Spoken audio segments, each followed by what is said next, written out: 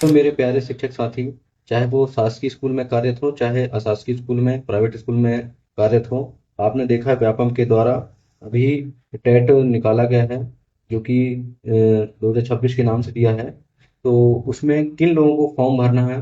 और किन लोगों को फॉर्म नहीं भरना है, और किन को छूट दी गई है, और क्या जो 98 वाले हैं, 2005 में भर्ती वाले हैं, 2008 वाले हैं, 2011 वाले हैं, 2013 वाले हैं, तो किनको फॉर्म भरना है, इनमें किनको नहीं भरना है, किनको क्या दिक्कत आ सकती है, और क्या जो रिटायरमेंट का एज जिनका होने वाला है, रिटायरमेंट कंप्लीट होने वाला है 1 साल 2 साल बाद, तो क्या उनको देना है, क्या किसी प्रकार से रिलैक्सेशन दिया गया है, तो उस पर विस्तृत चर्चा करते हैं। तो आप देखेंगे यहाँ पर स्पष्ट रूप से बताया गया है कि ये जो है पेपर टेट 2026 के नाम से है, और इसमें आप कंडीशन यहाँ देखेंगे कि जो पूर्व में व्यापम हुए हैं, तो आप लोग टीचर साथी हैं, सेवारत हैं, रेगुलर टीचर हैं, तो आपने देखा होगा 2005, 2008 और 2011 में व्यापम ने परीक्षा ली हुई थी। तो अकॉर्डिंग टू गवर्नमेंट और सुप्रीम कोर्ट की गाइडलाइन के अनुसार कि जो राइट टू एजुकेशन, और नोटिफिकेशन में जो आया है कि राइट टू एजुकेशन के माध्यम से जो पेपर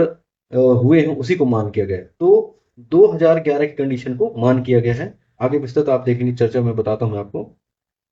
यहाँ पर आप देखेंगे कि 2005 और 8 की जो व्यापम परीक्षा हुई थी उस टाइम पे जो राइट टू एजुकेशन 2009 वो लागू नहीं हुआ था, क्योंकि भाई 2009 में आया ही था, तो तुरंत 2005 और 8 में तो हो नहीं सकता, पॉसिबल नहीं है। तो इस कारण से ये 2005 और 8 के लोगों को क्या टेट देना पड़ेगा,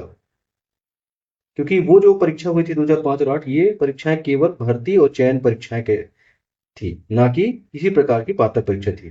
तो 2005 और 8 के माध्यम से नियुक्त शिक्षकों को आरटी के तहत टेट उत्तीर्ण नहीं माना गया है। अब 2011 की बात करते हैं। तो 2011 की संविदा शिक्षक परीक्षा में यहाँ देखेंगे कि जो आरटी एक्ट 2009 था वो लागू हो गया था, उसके बाद यह पेपर हुआ था। तो जो यह पेपर 2011 का हुआ था, उसके पात्रता अंकों को देखा गया, उत्तीर्ण की गई है, तो वो टेट के अर्हता माने गए, मतलब जो, क्योंकि 2009 पर आया था, तो उसके आधार पर 2011 में पहली बार पेपर हो, तो उस चीज को माना गया कि राइट टू एजुकेशन के हिसाब से 2011 का पेपर हुआ। यदि कोई शिक्षक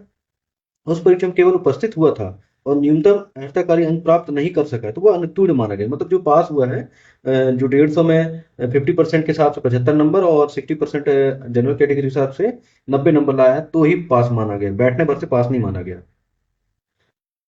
इन ये मैं जानकारी 3 पार्ट बनाऊं, ये पहला पार्ट की जानकारी है, तो ये मैंने क्लियर किया। अगले पार्ट में आपको बताऊंगा कि क्या रिटायरमेंट